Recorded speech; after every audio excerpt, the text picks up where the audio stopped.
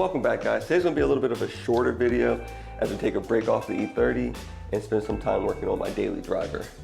For those of you who don't know, I drive a 2021 Chevy Silverado. It is a 2.7 liter turbo engine, and it's been in quite of a limp mode lately. So this truck usually is pretty quick for itself, but as of lately, you see that sight right there? See if I can zoom you guys in. Reduced engine power. Now I was doing that because the actual turbo wastegate actuator is bad. So the truck isn't able to build boost at all. So we're gonna be fixing that today with a few parts. Brand new wastegate actuator. We got some brand new spark plugs, obviously. While I'm in there, might as well give these up. And then we have this right here. This is gonna give me a little bit of spice. So this is the GST AutoWorks blow-off valve. I'm kind of excited to see how it sounds. I figure while I'm in there taking all this stuff apart, why not give it a little bit of spice?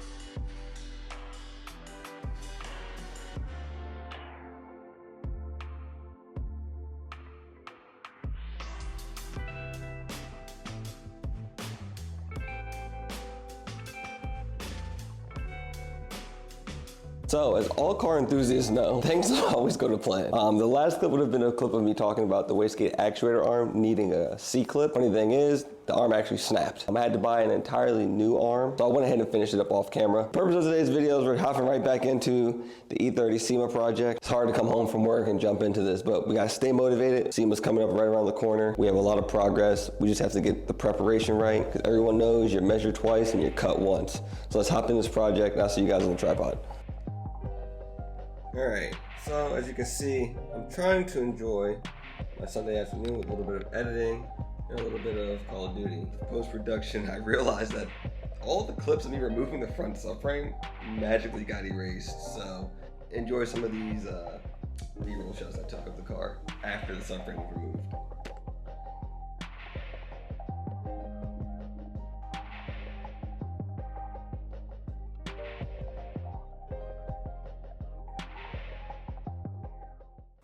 This thing is a bigger headache than I thought it was going to be. If anyone's ever built a car, you guys know when you start building a car, you have a plan.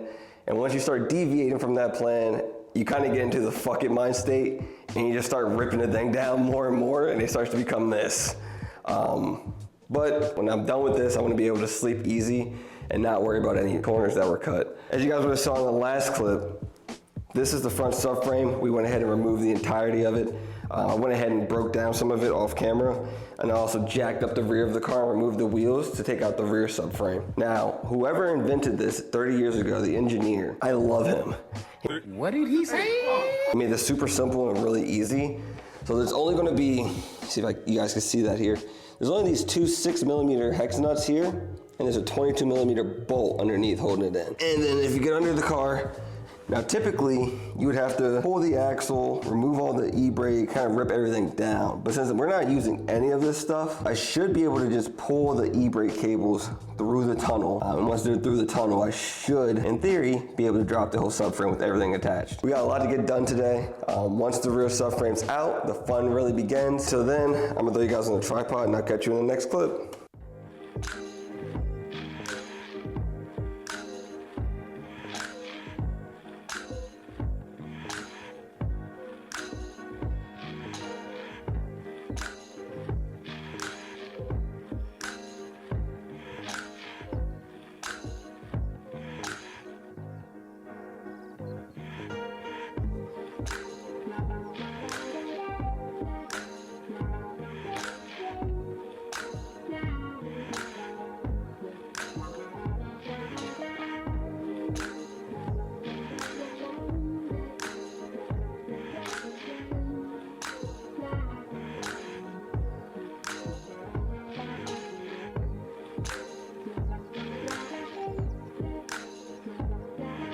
So, of course, everything was going too smooth to be true, and there's always an issue at the very end when you get to the finish line. Now, everything is removed. The subframe is basically free, except there's one bolt that holds the subframe to the chassis. The bolt has to go through the subframe and through the chassis and out to release the subframe entirely. So the problem I'm having is removing that bolt. It's almost like welded to the chassis. I gotta figure out a solution for that, so depending on whatever the next clip is, hopefully I figure out the solution and I can show you guys what I did. So we're gonna take a quick intermission.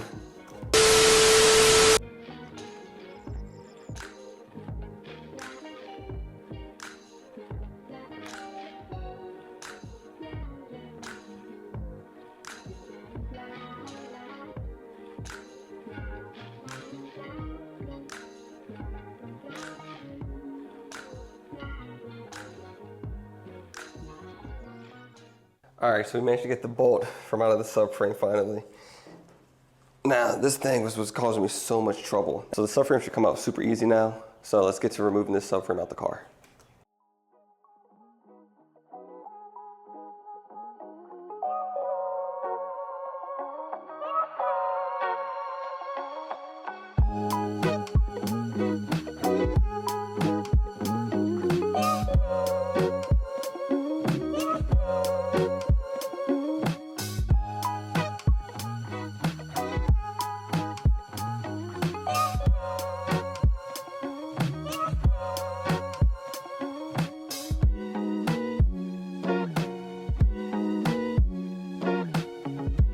We got the subframe entirely removed from the car. The issue we were having was the subframe bushings. As you can see here, they were like rusted to the chassis itself and it kind of like welded itself. So it took a lot of heat, a lot of penetrating oil and a lot of force to get those out. So I went ahead and removed the gas tank while it was down there, get it out the way. But as you can see now, there's no more suspension components, there's nothing else attached. It gets very overwhelming when you start a project this deep and you get deeper than you intended and kind of takes over a little bit, but that's okay. We're gonna knock this out. I've gotten myself out of deeper holes with the black E30, so the next video you'll probably see me removing all the glass from the car, and then hopefully by then the engine bay shave kit is in and I can go ahead and start shaving the bay. That's one of the more exciting parts about this build. I've always wanted to shave the engine bay and I finally get to do it with this car. So if you guys are enjoying the content I've been putting out, please make sure you like, comment, and subscribe. As half the viewers that watch my videos aren't subscribed. We're on the road to 1,000 subscribers. As you guys can see, getting this thing to SEMA is gonna take all of your help. So with that being said, I'll catch you guys in the next one. Peace out. Only want me cause I'm icy and I'm pricey with the fist. You can see the way I'm shiesty, all my diamonds really glisten.